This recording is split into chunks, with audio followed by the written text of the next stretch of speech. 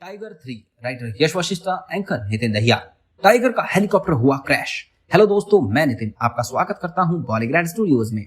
हम देखते हैं कि प्लान के मुताबिक टाइगर और उसकी टीम के 6 पैरा कमांडोज एक Mi-35 हेलीकॉप्टर में सवार हो जाते हैं और वो हेलीकॉप्टर बाल्टिस्तान प्रांत में स्थित जेल की तरफ बढ़ने लगता है, क्योंकि पाकिस्तान का पूरा ध्यान लाइफ ऑफ कंट्रोल पर इंडिया की तरफ से हो रहे अटैक्स पर हो रहा था।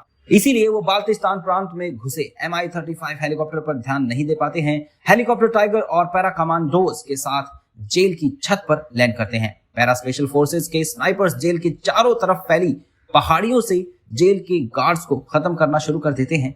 जेल में चल रहे रेस्क्यू मिशन से ध्यान हटाने के लिए 3 हॉल पर चंद हेलीकॉप्टर जेल से 200 मीटर दूर पाकिस्तानी आर्मी की 37 इन्फेंट्री डिवीजन के हेडक्वार्टर पर ताबड़तोड़ फायरिंग करना स्टार्ट कर देते हैं। दूसरी तरफ टाइगर और उसकी टीम जेल में अंदर घुसने के लिए जेल की छत पर बने दरवाजे को एक्सप्लोजिव की मदद से उड़ा देती है।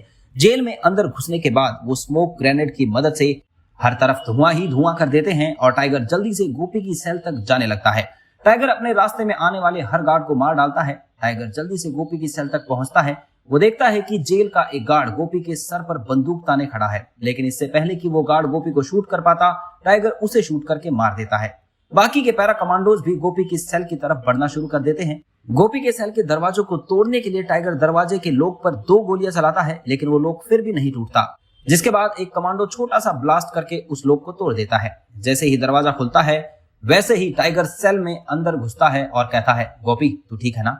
कई दिनों से जेल में बंद गोपी टाइगर को देखकर काफी खुश होता है और टाइगर के गले लग जाता है। गोपी कहता है कि मैं जानता था मेरा देश मुझे जरूर बचाएगा, और इतना कहते हुए गोपी खुशी की वजह से रोने लगता है। कई दिनों से टॉर्चर के बाद आखिरकार गोपी आजाद हो चुका था। टाइगर गोपी को bullet proof helmet, bullet proof jacket और एक हैंड गन देता है, जिसके बाद वो सब लोग छत की तरफ बढ़ना शुरू कर देते हैं। छत पर पहुंचने के बाद टाइगर, गोपी और वो 6 पैरा कमांडोज Mi-35 हेलीकॉप्टर में बैठकर वापस इंडिया की तरफ जाने लगते हैं। लेकिन तब तक वहां पर पाकिस्तानी आर्मी की 37 इन्फेंट्री डिवीजन के सोल्जर्स आ जाते हैं और वो पाकिस्तानी सोल्जर्स Mi-35 हेलीकॉप्टर पर हैवी फायरिंग करना स्टार्ट कर देते हैं। हैवी फायरिंग की वजह से हेलीकॉप्टर अपना बैलेंस खो देता है और वो जमीन पर क्रैश लैंड कर जाता है। इस क्रैश लैंडिंग में 2 पैरा कमांडोज घायल हो जाते हैं। हेलीकॉप्टर का पायलट एक बार फिर से इस हेलीकॉप्टर को स्टार्ट करके उड़ान भरने की कोशिश करता है, लेकिन दुश्मन की हैवी फायरिंग के चलते सफल नहीं हो पाता है। टाइगर और उसकी टीम गोपी को लेकर पास ही एक बिल्डिंग में छुप जाती है। गोपी टाइगर से कहने लगता है कि शायद उसकी आजादी शायद इतनी ही देर के लिए थी और वो उसे यहीं छोड़कर अपनी टीम के साथ वापस चले जाएंगे। टाइगर कहता है कि अगर यहाँ से जाएंगे तो साथ में जाएंगे, वरना नहीं जाएंगे।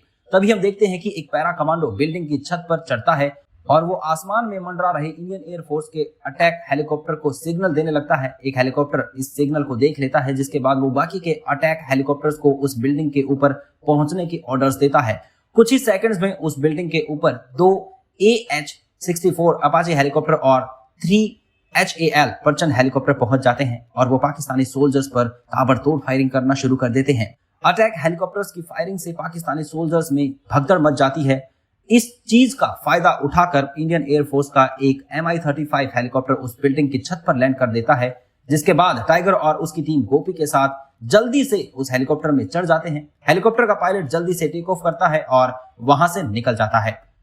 अटैक हेलीकॉप्टर भी Mi-35 हेलीकॉप्टर को कवर फायर देते हैं और वहां से निकल जाते हैं।